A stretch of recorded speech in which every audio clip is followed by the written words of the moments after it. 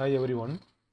இந்த வீடியோவில் நம்ம என்ன பார்க்க போகிறோம்னா, இதுவரையும் நம்ம வந்து டெக்ஸ்ட் ஃபைலை யூஸ் பண்ணி தான் எல்லாமே ரீட் பண்ணது அண்டு ரைட் பண்ணது. இப்போ பைனரி ஃபைலை எப்படி ரீட் பண்ணுறது அண்ட் ரைட் பண்ணுறது. இப்போ கொஸ்டின் என்னன்னா, நம்மக்கிட்ட வந்து right a C program to read the nth student detail from binary file. ஓகேவா? ஜென்ரலாக நம்ம ஏற்கனவே சொன்னதான், பைனரி ஃபைல் வந்து என்ன ஃபார்மெட்டில் ஸ்டோர் ஆகும், ஜீரோஸ் அண்டு ஒன்ஸ் ஃபார்மெட்டில் ஸ்டோர் ஆகும். ஓகேவா? இது வந்து நான் ஹியூமன் ரீடபிள் கோட். ஓகேவா? ஓகே. ஸோ இதுக்கு நமக்கு என்ன கோடு வேணும்னா, ஃபஸ்ட் நமக்கு எப்படி ரைட் பண்ணுறது அப்படிங்கிறத பார்த்துக்கலாம். அதுக்கப்புறம் ரீட் பண்ணுறது பார்க்கலாம். இப்போ ரைட் பண்ணணும் அப்படின்னா பெருசாக இல்லை, பெரிய டிஃப்ரென்ஸ் இல்லை ரெண்டுக்கும். ஒரே ஒரு ஃபங்க்ஷன் தான் சேஞ்ச் ஆகுது. ஓகேவா? ஸோ இந்த இடத்துல ஒரு ஸ்ட்ரக்ட் எடுத்துக்கலாம். ஸ்ட்ரக்ட் தான் என்னன்னு தெரியும். இது ஒரு யூசர் டிஃபைன்டு டேட்டா டைப். ஓகேவா? ஸ்ட்ரக்டோடைய நேமு என்ன வேணும்னா கேர் நேம் இன்டிஜர் மார்க்ஸ். ஃபைலுக்கு ஸ்ட்ரக்ட் யூஸ் பண்ணலை, அதாவது டெக்ஸ்ட் ஃபைலுக்கு ஸ்ட்ரக்ட் யூஸ் பண்ணலை. பட்டு பைனரிக்கு எதுக்கு யூஸ் பண்ணுறோம் அப்படின்னு பார்த்தீங்கன்னா, பைனரி எல்லாமே ஜீரோஸ் அண்ட் ஒன்ஸாக தான் ஸ்டோர் ஆகுது. அண்ட் ஆல்சோ இவனை ரீட் பண்ணும்போது ஒவ்வொரு பிளாக்காக தான் ரீட் பண்ண போகிறோம். ஓகேவா? ஒவ்வொரு பிளாக்காக தான், விச் மீன்ஸ் நேமும் மார்க்கும் சேர்ந்து ஒரு பிளாக்ல தான் இருக்க போகுது. இந்த நேமும் மார்க்கும் எதில் இருக்க போகுது, ராமில் ஒரு பிளாக்ல தான் ஸ்டோர் ஆகியிருக்க போகுது. ஓகேவா? இதை தான் கொண்டு வந்து என்ன பண்ண போகிறோம், காப்பி பண்ணி பைனரி ஃபார்மெட்டில் ஸ்டோர் பண்ண போகிறோம். பட் ஃபைலில் அப்படி கிடையாது. ஓகேவா? தென் ரெண்டாவது கேஸ் என்னன்னா, எனக்கு தனித்தனியாக செலக்ட் பண்ணி வைக்கிறோம் அப்படின்னா, இப்போ கேர் நேம் இன்ட்டு மார்க் தனித்தனியாக வைக்கிறோம். இந்த மாதிரி ஸ்டூடெண்ட் அப்படிங்கிற ஸ்டெப்டுக்குள்ள இல்லாமல் மெயின் ஃபங்க்ஷனில் கேர் நேம் 50, அடுத்து இன்டீஜர் மார்க்ஸ். இது வந்து ஒரு ஸ்டூடெண்ட்டுக்கு ஓகே. தென் அடுத்த ஸ்டூடெண்ட்டுக்கு மறுபடியும் நேம் 1 மார்க்ஸ் 1, அதுக்கு அடுத்த ஸ்டூடெண்ட்டுக்கு நேம் 2 மார்க் 2. இந்த மாதிரி நம்ம என் நம்பர் ஆஃப் டைம்ஸ் க்ரியேட் பண்ணிகிட்டே இருக்கலாம். அண்ட் ஆல்சோ சரி ஓகே, இது இப்படியே இருக்கட்டும். இது ரெண்டு கேஸ். ஸோ இது ரெண்டையும் நான் ஓவர் கம் பண்ணுறதுக்காக என்ன பண்ணுறோம், ஸ்ட்ரக்டை நம்ம க்ரியேட் பண்ணுறோம். ஓகேவா? ஸ்ட்ரக்ட் க்ரியேட் பண்ணியாச்சு. ஓகேவா? தென் அஸ் யூஸ்வல் எனக்கு ஃபைல் பாயிண்டர் வேணும், க்ரியேட் பண்ணியாச்சு. இந்த ஸ்டூடெண்ட்டுக்கு வேரியபிள் க்ரியேட் பண்ணணும். சிண்டெக்ஸ் தான் struct student s integer n i. இந்த எண்ணுங்கிறது நம்பர் ஆஃப் ஸ்டூடெண்ட்ஸுக்காகவும் ஐங்கிறது ஃபார் லூப் யூஸ் பண்ண போகிறதுக்காகவும் க்ரியேட் பண்ணியிருக்கோம். ரெகுலராக வரதுனால நமக்கு இங்கேயே தெரிஞ்சிருச்சு, சொல்லிட்டே வரதுனால. ஓகேவா? எனக்கு ஃபைலை ஓப்பன் பண்ணணும் அல்லது க்ரியேட் பண்ணணும். அதுக்கு என்ன ஃபங்க்ஷன் இருக்குது அப்படின்னு பார்த்தீங்கன்னா, எஃப் ஓப்பன் பைனரி ஃபைல், அதனால .dat எக்ஸ்டென்ஷன். ஓகேவா?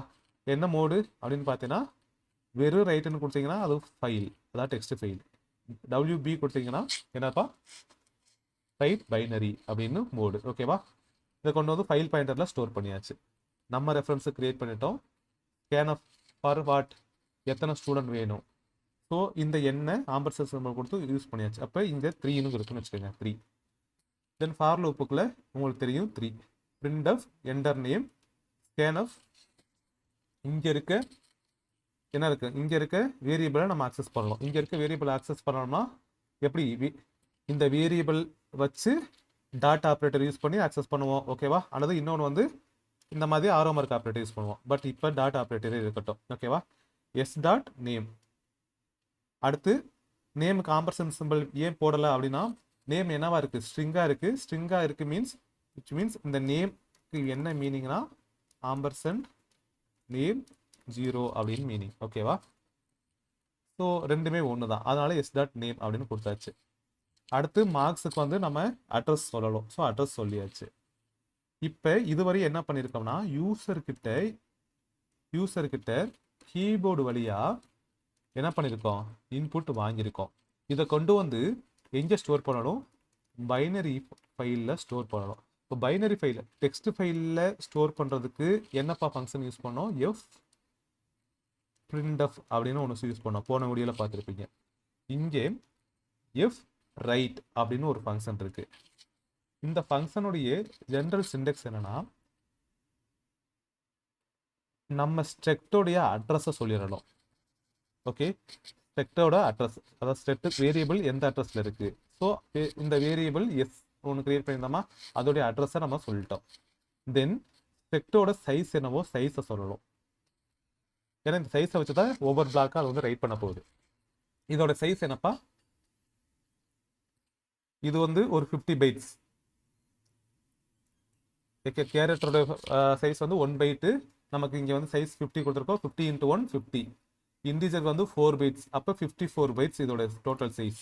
அப்போ ஒவ்வொரு பிளாக்கும் 54 பைட்ஸில் ரைட் பண்ண போகுது. அப்போ தான் நம்மளால் என்ன பண்ண முடியும், கரெக்டாக ஃபெச் பண்ண முடியும். ஓகேவா, கரெக்டாக லிசன் பண்ணிட்டே வாங்க. 54 பைட்ஸ் இருக்குது ஒவ்வொரு ஸ்ட்ரக்ட்டுக்கும்.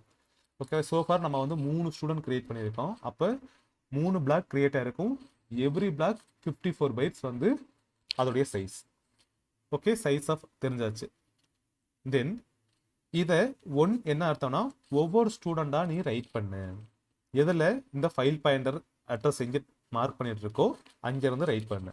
0லேருந்து அடுத்து 54 பைட்ஸுக்கு ஃபர்ஸ்ட் பிளாக், அடுத்து 54லேருந்து 108 வரையும் செகண்ட் ஸ்டூடெண்ட் டீட்டெயில்ஸ், அடுத்து 108லேருந்து 162 வரையும் தேர்ட் ஸ்டூடெண்டோடைய டீட்டெயில்ஸ் இருக்கும்.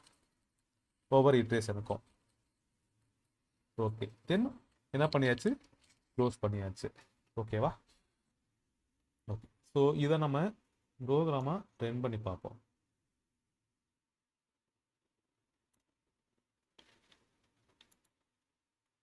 ஏற்கனவே இருந்ததை நான் மாற்றிக்கிறேன். ஃபைல் நேம் என்னவா வேணாலும் இருக்கட்டும்.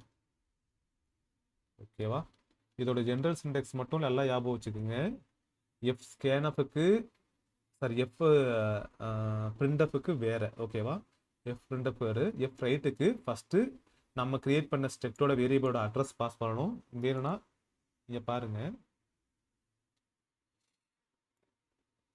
மொத்தம் 4 வேரியபிள் உள்ள பாஸ் ஆகிருக்கா. 1 2 ஓகே, ஆமாம், மொத்தம் 4 வேரியபிள் உள்ள பாஸ் ஆகிருக்கு. எஃப் ரைட்டுங்கிற ஃபங்க்ஷனுக்கு மொத்தம் 4 வேரியபிள்.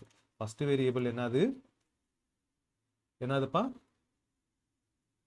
இங்கே ஸ்டாருக்கு போட்டிருந்தா என்ன அர்த்தம், அங்கே வந்து ஆம்பர்சன் பிரின்சிபல் போட்டு அட்ரஸ் பாஸ் பண்ணணும். ஓகேவா, அப்போ எதோடைய அட்ரஸ் போட்டு வரணும், நம்ம கிரியேட் பண்ண ஸ்ட்ரக்ட், அதாவது அந்த ஸ்டூடெண்ட் வேரியபிளுடைய அட்ரஸ் பாஸ் பண்ணியாச்சு.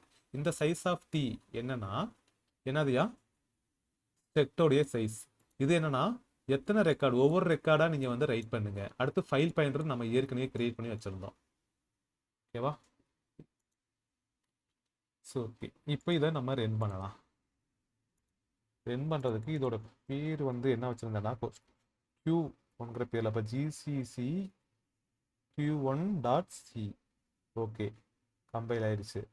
தென் இதை ரன் பண்ணணும்னா enter number of students 3, student name S, marks 90, அடுத்து ஸ்டூடெண்டோட பேர் D, மார்க் 99, அடுத்த ஸ்டூடெண்டோட பேர் K, மார்க் 99.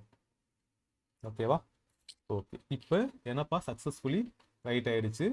இந்த ஃபைல் எங்கே க்ரியேட் ஆகிருக்கும், நம்ம எங்கேப்பா க்ரியேட் ஆகிருக்கும், இந்த ப்ரோக்ராம் எங்கே ஸ்டோர் ஆகிருக்கோ அந்த ஃபோல்டரில் க்ரியேட் ஆகிருக்கும். இது வந்து இ ப்ரோக்ராம்ஸ் சி அப்படிங்கிற ஃபோல்டரில் ஸ்டோர் ஆகிருக்கு. அதுக்குள்ளே க்ரியேட் ஆகிருக்கான்னு செக் பண்ணுவோமா. பேர் என்னப்பா, ஸ்டூடெண்ட் டாட் இந்த க்ரியேட் ஆகிருக்கு. ஓகேவா, க்ரியேட் ஆகிடுச்சு.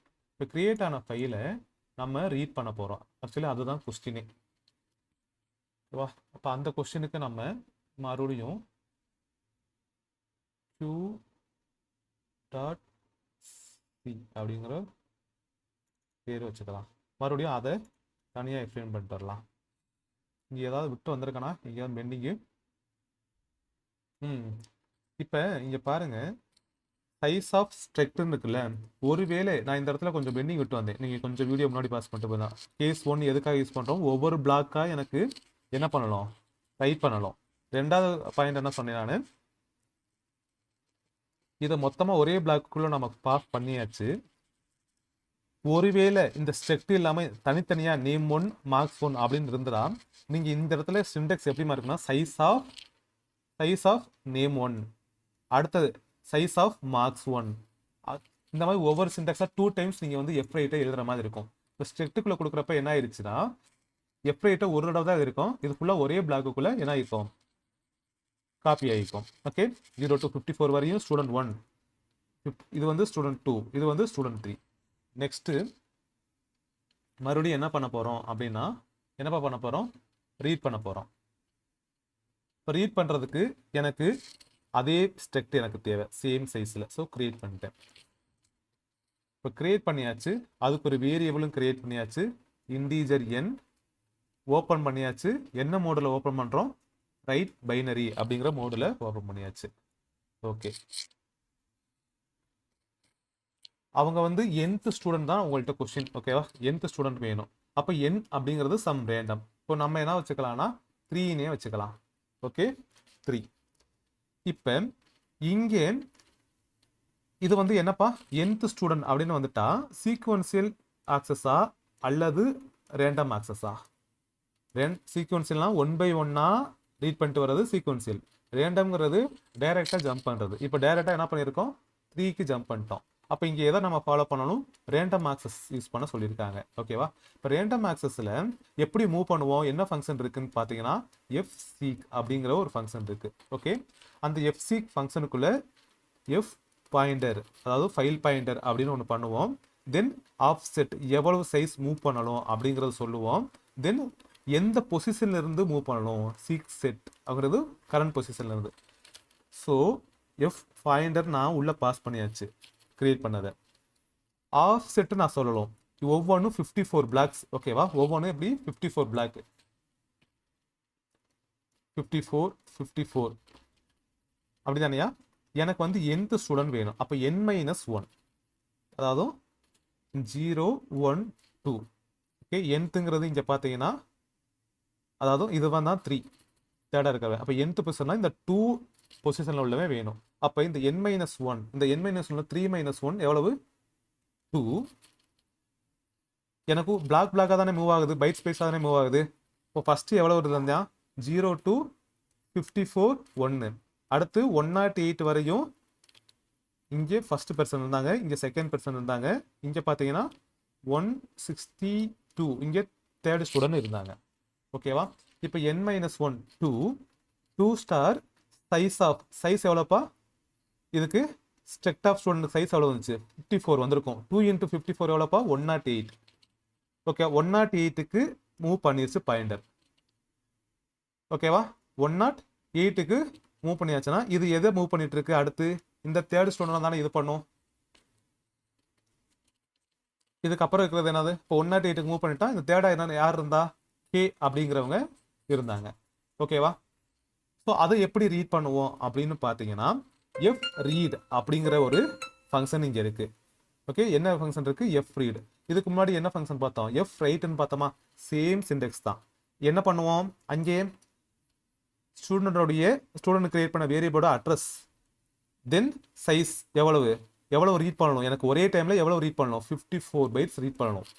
அதான் டைரெக்டாக சொல்லாமல் நான் என்ன பண்ணியிருக்கேன்? இந்த ஸ்டூடெண்ட் அப்படிங்கிற ஸ்ட்ரக்டோடைய சைஸ் தான் வேணும், அதனால சைஸ் ஆஃப் ஸ்ட்ரக்ட் ஸ்டூடெண்ட் ஒரு ரெக்கார்டு தான் ரீட் பண்ண போகிறேன். ஃபைல் பாயிண்டரை உள்ளே பாஸ் பண்ணியாச்சு. ஸோ ஃபைல் பாயிண்டர் இங்கே இருந்து அடுத்த 54 உள்ள எவ்வளவு டேட்டா இருக்கோ அதை ரீட் பண்ணணும். இப்போ ரீட் பண்ணிருச்சு. இப்போ ரீட் பண்ணதை பிரிண்ட் பண்ண போகிறோம். ஓகே, ரீட் பண்ணி எங்கே போய் ஸ்டோர் பண்ணியிருக்கோம்னா இங்கே கொண்டு போய் ஸ்டோர் ஆகிருக்கு. இந்த நேம்லையும் இந்த மார்க்ஸ்லையும் ஸ்டோர் ஆகிருக்கு. ஓகே, தென் அதை நாம் கால் பண்ணணும் அப்படின்னா s.name s.marksனு printfல கால் பண்ணுறோம். புரியுதா? ஓகே, இதை நாம் அப்படியே ரன் பண்ணலாம்.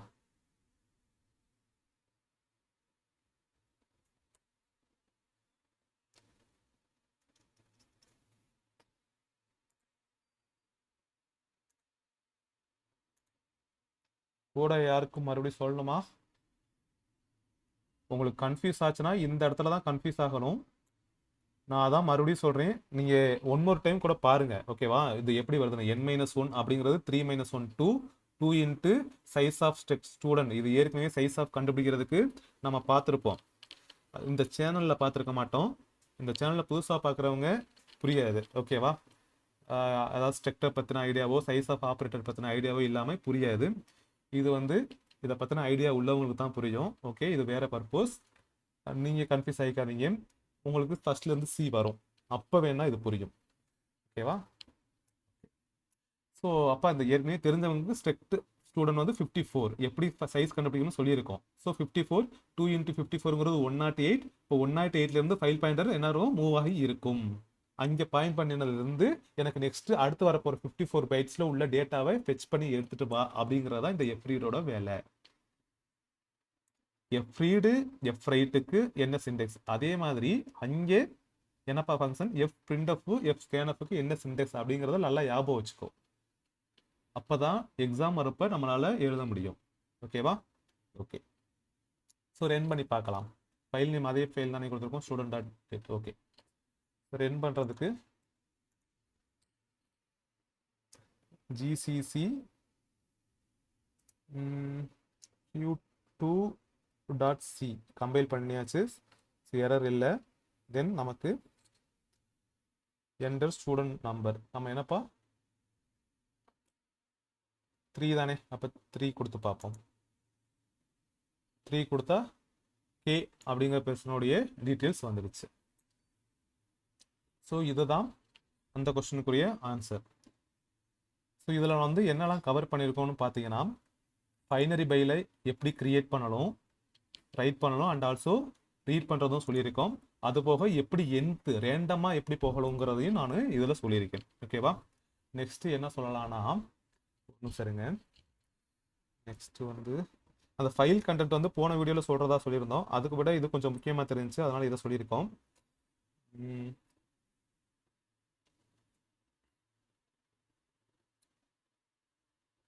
ஓகே, நான் என்னன்னு செக் பண்ணிட்டு நெக்ஸ்ட் வீடியோ போடுவோம். ஓகே, இதுக்கு அடுத்து வந்து கமெண்ட் லைன் ஆர்குமெண்ட்ஸ் இருக்குல்ல, கமெண்ட் லைன் ஆர்குமெண்ட்ஸ் கூட சொல்லிட்டு நான் அடுத்த வீடியோ போடுறேன். Okay, thank you.